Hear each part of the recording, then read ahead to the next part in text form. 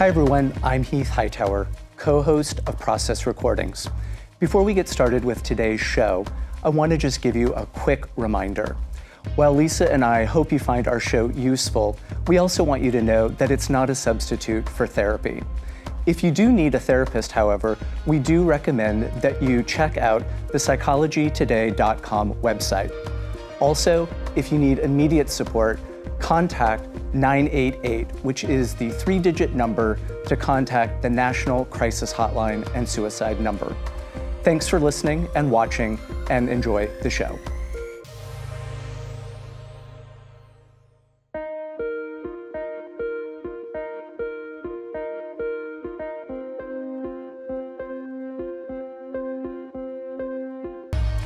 Hi everyone, I'm Heath Hightower. And I'm Lisa Wessan. And this is Process Recordings, the show where we have real conversations about real human experiences, and we offer tools and techniques to address some of life's greatest challenges. Hi, Lisa. Hello, Heath. Good to see you and welcome back. It's good to see you. You look great. Thank you. Yeah. You do too. We're in February, and it's on the month of Valentine's and relationships. So today we're tackling on hookups and breakups. Yeah, we're talking about relationships today. Yes. Big topic. And when I was preparing my notes, I was thinking, very ambitious to do both in one. We'll do whatever we do. This may be an overview, and we may break this down into smaller branches future. But I'm excited to hear what you say. We'll be discussing attachment. We always do part 1 and part 2. So the first part's going to be like an overview, breaking down the terms. Yeah. Attachment's a big part of relationship success or failure, whether it's secure or insecure, anxious or avoidant attachment. We'll get into that. Yeah. Because for those of you who suffer from an attachment issue, it's going to be hard to have a good relationship. So we'll get into that. Yeah. And so as I was thinking about our conversation today, I wanted to think about themes and concepts and experiences, quite frankly, that I think are a through line, a common thread across all kinds of relationships, whether they are parent-child relationships, whether they're romantic relationships, whether they're friendships or acquaintanceships or people at work. And the first thing that came to mind as I was thinking about kind of the universal concepts of relationships is the whole idea of trust, right? And I think about trust primarily when I think about the very earliest moments in human experience, right? So when we think about how we as human beings develop trust, trust is really the first skill we learn. It's the first relational skill we learn, whereby when I have a need as an infant, I cry. So my parents or the people who are raising me, when they hear my cry, if they come, what I internalize over time is, oh, the people in my life give a crap about me. Mm-hmm. Like they can hear the difference between my poopy diaper cry, they can hear my hungry cry or I'm scared cry, and they will come and attend to that need. And if we think about all of the thousands of times that our parents or our caregivers do that for us, that really is the foundation of trust. And I define trust as the degree to which people's actions and words match each other. Yes. When people say yes when they mean yes and no when they mean no, and the building blocks of trust are like, it's like each time somebody keeps an agreement, the trust gets stronger. That's right. And when they break it, when you have an integrity issue and you're breaking your agreements, you're breaking down the trust, and eventually relationships fall apart from broken agreements and breach of agreements. Yeah. Mm-hmm. Yeah. And so I think about trust as foundational. I actually say this to my students when we talk about relationships, which is where there is no trust, there is no relationship, period. Powerful. Where there is no trust, there is no relationship. Yes. And then, also I'm thinking of when you're with people and you don't feel safe, like you're walking on eggshells, you're afraid to say things, you don't trust you can't be yourself, you can't express who you are in your essence because they're going to judge you and criticize. And there's a lack of trust, of safety. Yeah. Trust creates safety. Yeah, absolutely. And trust, again, is so foundational as a social creature, as a social species. We have to rely on our ability to trust in order to survive, quite frankly. Absolutely.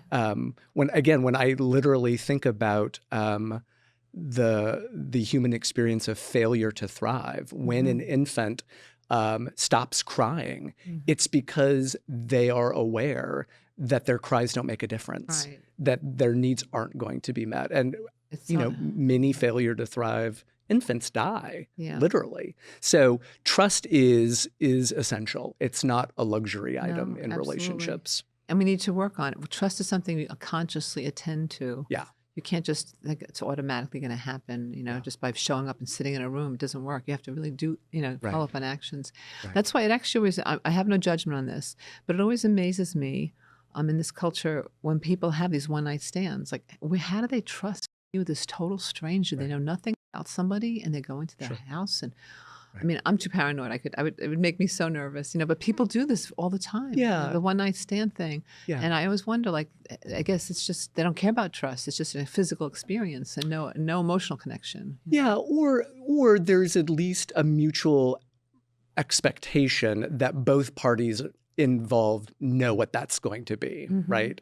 And so it may not be the kind of trust that's necessary for an intimate relationship, but there may be enough trust where you feel comfortable going to someone's house overnight and doing whatever you're going to do, right? And again, as I'm thinking about trust, how you and I often see mistrust in our office when we're working with clients is when we're assessing our clients' attachment styles, right? So when we think about attachment styles are the various patterns or the various ways in which people feel when they are in relationships. And we oftentimes learn those attachment styles from our earliest relationships in our lives. So when we talk about attachment styles, there are 4 of them that we usually talk about. One is the secure attachment, where you're trusting, you're warm, and you're open. And that typically results from having good enough parenting. Right. The parents are there and nourishing emotionally. Yeah, exactly. So let's review. This is important to review because when people hear attachment, they don't know what we're talking about. So there are these, let's continue. Yeah. The 4 categories. Yeah. And so secure. So secure. And then there's the anxious attachment. And that is an attachment where the person is always afraid that they're going to be rejected or abandoned. Fear of abandonment. Yeah. And that, again, oftentimes derives from parenting that was inconsistent. Right. They learn this. They learn parents that are chronically, almost traumatically neglecting their children, just ignoring them or just dismissing them, and not validating them creates this feeling of I'm not good enough, or do they love me still? Right. Am I able to be am I a good enough kid? And it carries all through. It's one of the things that brings people to therapy sometimes is their attachment issue. Yeah. Right. And then we have the avoidant attachment. And this is an attachment where the person is really sensitive to being vulnerable. They are not easily open to trusting people. They're almost hyper self-reliant. And again, that can come from a family system where people's emotions are minimized, where people are encouraged to self-soothe and kind of take care of themselves without having a lot of kind of warm nurturing going on. So it can oftentimes be really hard for people who are experiencing the avoidant attachment style to be appropriately vulnerable with someone who is trying to get to know you. Right. But the good news is that we can make becoming secure, having secure attachment an ongoing growth process. Yes. So it's possible that attachment styles are both stable and plastic. So don't give up hope. If you're Stan Tatkin wrote this book, Wired for Love, and he talked about islands, anchors, and waves. So to describe the anchors are secure, the waves are anxious, And anyway, so if you are in any of these categories, you can shift and become secure or stable. Yeah. And then the most extreme of the attachment styles is where we see really profound abuse and neglect and trauma, and that's the disorganized attachment style. I know Most that difficult. and you see that a lot in your work with people who live with borderline personality disorder, where there's this "I love you, I love you, I love you, I hate you, I hate you, I hate you" dynamic. Yep, absolutely. And that is, again, that's the toughest attachment style to work through, but it's still possible to work through. And that's what dialectical thinking helps them realize. You can love someone and hate someone, and you can work through the polarity without having a nervous breakdown or driving people crazy. So with dialectical behavior therapy, that people learn to hold the opposite beliefs and be peaceful and not mentally deranged.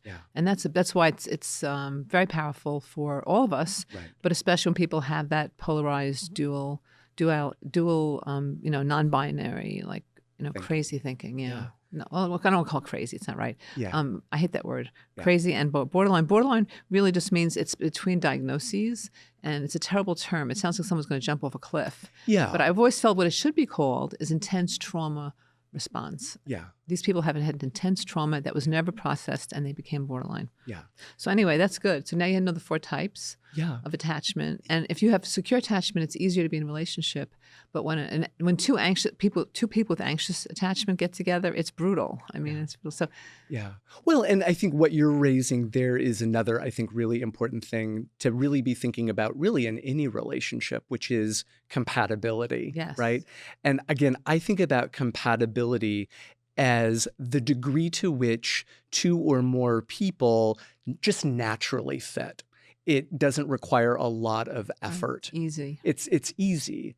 My husband and I, when we think about our friends, we talk about them as being easy people because it just feels like a glove that was like bespoke to us. Oh, nice. Right? What a great description. And again, I think that the degree to which people are compatible, the greater the chance that that's going to be a good intimate relationship that's stable over time. I know. I agree with you. And a simple metric for me is like if a relationship is 80% fun and relaxing and enjoyment and 20% some work, because there's always some negotiation. Every relationship involves negotiation, some compromising, figuring things out. That's normal. That if you have 80% wonderful and 20% aggravation or work, that's okay. But if you have a relationship that's like 80% painful and horrible and just 20% fun, forget it. You got to. In fact, there's this gal I like. Her name is Logan Urey, and she talks about, is it time to end it or mend it? In her book, I'm going to mention later in part 2 when we get into the how to. But is it time to end it or mend it? If a relationship is mostly brutal and harsh, it's not. You got to get out. Yeah, and I have a couple of thoughts about that as well. So I often think about how much time people are spending. So when I do couples therapy and work with couples, one of the first things that I'm paying attention to is how much time are they spending with their partners negotiating to get their needs and wants met. If you're spending most of your time negotiating just to get your basic needs met, that's not the right relationship for you. It's too much work. I guess the other thing, and I've found this to be true just from my own marriage, is that my husband and I actually do very little compromising. Instead, what we have decided to do is we just create 2 systems. So he and I have never agreed on how to fold the laundry, ever. And so what we agreed to is that when I do the laundry, I get to fold it my way, and he doesn't get to critique it or complain about it. That. And when he decides he's going to do the laundry, he does it his way. He does it his way. And it's a win-win because we both end up with clean laundry. Like it doesn't really matter how it's folded. It doesn't have to be perfect. Right, exactly. So I often say this to again, my students when we talk about couples therapy, or I've even said this to couples that I've worked with, is relationships that are based primarily on compromise become compromised. Mm-hmm. Yeah. Because compromise is oftentimes, I'm going to give up a little bit of what I need and want. You're going to give up a little of what you need and want in order for us to be able to be okay being together. at some point you run out of stuff to give up.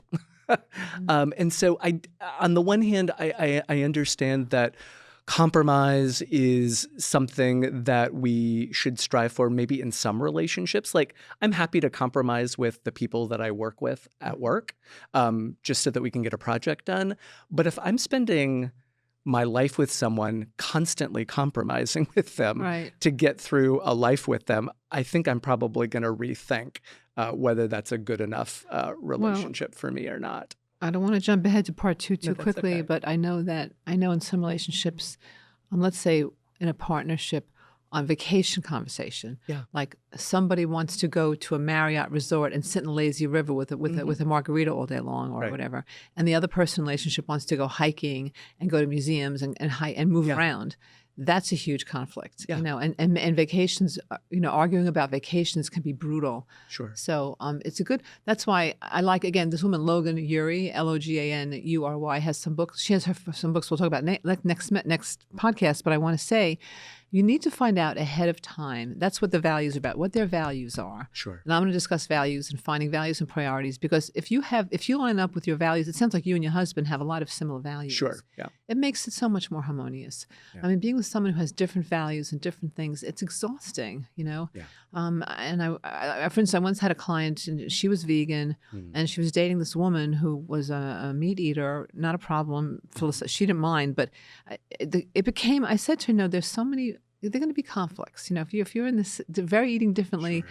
And my friend was kind of like militant about, the woman was a militant person about her veganism. And she said, "No, but I love her. It'll work out." And, they divorced after a year. Yeah. The kitchen became a battleground, figuring out dinners, where to eat, the restaurant choices, it became a nightmare. Yeah. So, if you're a meat eater, carnivores should date carnivores. Vegans should date vegans. It makes it a lot easier. There's the values that are very important to people. Yeah. Yeah. And, and I think in addition to having compatible values, which I think is essential, I also think about compatibility in terms of personality traits. Yeah. So I often think about the big 5 personality traits. And the acronym to remember those traits is OCEAN. So spelling the word OCEAN, OCEAN. What does that stand for? So the O stands for openness. So to what degree are you and your partner compatible in terms of you're similarly curious or adventurous or open to new experiences? Right. And the need for variety, the need for colorful stimulation. That's right.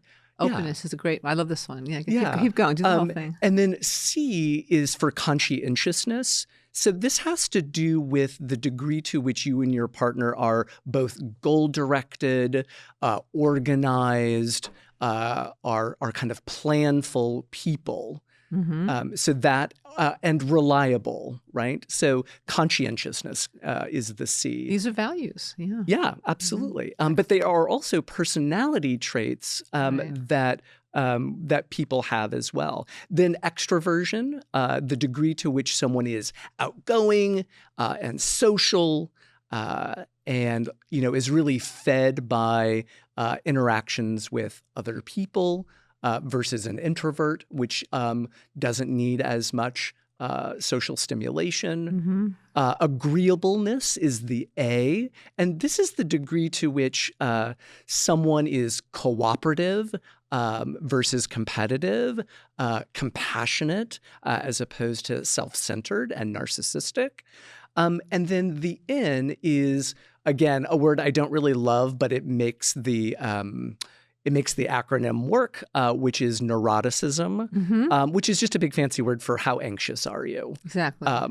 And so what personality theorists and researchers have found is that if you are high on O, C, E, and A, and low on N, that tends to be the kind of personality characteristics that result in the kind of highest quality of life, typically. Mm-hmm.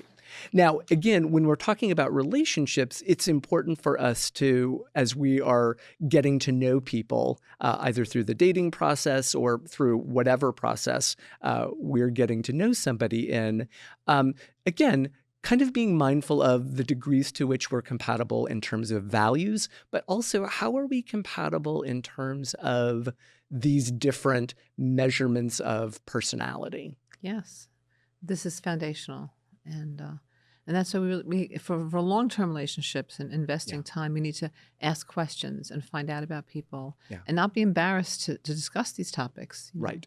What do you need? If someone's well, actually, the idea that opposites attract is very interesting. What do you think? I do not believe so. Opposites may attract, but they do not stay together. Yeah. Right. I've come to see that it's not working. Yeah. Yeah. And again, there's something really exciting about opposites, right? Like, I think the initial attraction is like, it's like putting two combustible substances together, and like there's this explosion of energy and intensity. It's fascinating too to be with someone who's so different. Right. It's a novelty. Right. But then having to live with that every single day, potentially for a long period of time, that can be hard. That can be really hard. I know, like I've seen people who like, I think of people often as a high energy or low energy people. Now, if someone's a high energy person, he, she, or they are very active, they're athletic, they do things, they go out and about. And a low energy person, I'm not judging them, but they're happy on the couch, couch potato type, and they don't want to go out. And maybe they like to enjoy home life, they're homebodies. So if those two people are married, I mean, the idea, it would be nice if the high energy person could inspire the low energy person to come on a hike or to go dancing, or the low energy person is come watch this movie with me, come down. But typically what happens is the low energy person comes down to a lower level to match the energy of the low energy, and then it becomes a depression situation. And it's hard. So be careful with you want your energy to be a vibrational match. With your partner. And you have to notice if someone's very laid back and likes to sit around a lot, that might be peaceful and relaxing for like a weekend, but like a lifestyle, it's going to be trouble. Yeah, and it's funny that you use the word match, because that makes me think about Match.com, which makes me think about technology and human relationships now. And I'm wondering, what do you think? What do you think about technology and human relationships in 2025? Well, I'll tell you, from my experience in my practice, I have many people who are using the apps. So I hear lots of stories. And again, this woman, Logan Ury, she's the director of research at Hinge. So I really like her work. I studied her because she has some great ideas. And in her book, she talks about how to set up your profile and how to screen and questions to ask. But technology has pros and cons. I'm always in favor of meeting people in real life. I'm always encouraging people to go to meetup.com, meetup.com has wonderful gatherings for not dating, just to do what you love, whether you're a horticulturist or you want to play tennis, or you want to go for a walk or chess, whatever. So in real life, I think is better. And also through friends, when you meet people, if you go to an activity or a networking event, you meet somebody, you may not fall in love with them, but each person you meet is a doorway to a new universe. And they may have a fantastic brother or uncle with whom you fall in love. So each person you meet is a doorway to new relationships. You have to be out, though. It's not going to happen inside your bedroom at home. You got to get out of the house. Yeah. My concern about apps in particular is there's a way in which apps on our phone have turned dating into games. Because if you think about apps on a phone, they are often games. And if you think about social media, more and more social media is about marketing yourself. It's about the curated life. It's about all of the wonderful things that are happening in your life. And to me, I think the apps actually compromise trust ultimately, because it's very easy to not be honest about who you are on those apps. And I think that when you do finally meet the person face to face, especially if it's been a really, really long time that you've just communicated via the apps, there's oftentimes this really big gap between who the person actually is when you're sitting with them and who they presented themselves to be on the app. But I've seen success, and I would not call myself an app expert. I've never even been on. I was married before these things came into being. So me too. But eHarmony has a very huge questionnaire, like 300 questions, and they're very thorough. And so the people I've seen several couples meet through eHarmony, and it screens out a lot. So you're more likely to find someone who has the ocean qualities that you Sure. seek. Yeah. Whereas some of the other ones, again, I'm not an expert, but some of them are very superficial. Yeah. And they're just looking for abs or a certain size organ or something. Right. Like it's ridiculous. It's like nothing. Yeah. So that's Yeah. not satisfying for long-term relationship. Yeah. Yeah. I guess I would also wonder, I think one of the things that I also wonder about is the apps and how that's affect divorce rates or people breaking up. Because I think the other thing that the apps do is they remind you that there is this endless sea of people out there that who might be better or more interesting than the Right. person that you're The with. philandering factor. Yeah, and so again, I'm not going to pass myself off as an app expert as well, but I just know from the work that I've done with clients who have used those over time, they've been somewhat problematic. Yeah, I would agree. I mean, I'm not against the apps, but but there's more. You can do a lot in real life now. Be especially careful, folks. Just be careful. Be careful. On the apps. You deserve to have, or one that, like eHarmony has a huge algorithm. We're going to wrap in a couple of seconds. So I want to thank you, Heath, for another wonderful episode. You too. And this has been Process Recordings. I'm Lisa Wessan. And I'm Heath Hightower. And we just hope this show helps you increase your capacity for success, abundance, and love, and good health. Because, good health is wealth. And all the things we talk about here are to help you have the best life ever. So we'll continue this conversation in the next episode on the how-to of relationships. Bye-bye now. Thank you. Process Recordings is produced by Lisa Wessan and Heath Hightower, with technical support from Chelmsford TeleMedia, the community media center of Chelmsford, Massachusetts.